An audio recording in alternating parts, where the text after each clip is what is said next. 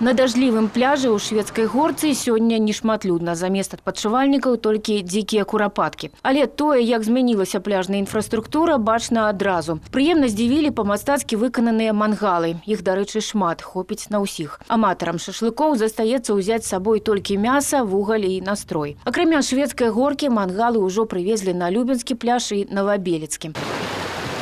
А рачную хвалю на залатым пяску перыядычна ствараюць плаўсродкі асвода. Ратавальнікі ў зоне адпачынку дзяжурыць круглы год. На лета рачны патруль будзе ўзмоцнены. На службу дадаткова ўжо паступіла больш за 100 сезонных матросаў. На прыдатнасць для аховы адпачынку прайшлі атэстацыю 61 пляж вобласці, з іх 13 гомельскіх. Ну а на Валатаўскім пляжы цэлы аазіс задавальненняў. У гэтым сезоне тут будзе прэм'ера. Першы ў Беларусі надзіманы аквапарк. Паслуга, праўда, платная, але комплекс прыгод, гавораць, таго варты. Галоўнае, ўсё пад кантролем. Мясцовыя камунальныя службы падышлі да ўладкавання больш скрупулёзна. Падсыпалі, дзе трэба, новы пясок, усталявалі кабінкі для распранання, новыя лавачкі, шэзлонгі і навесы. А ўлады працуюць таксама над пытаннем пашырэння пляжнага гандлю.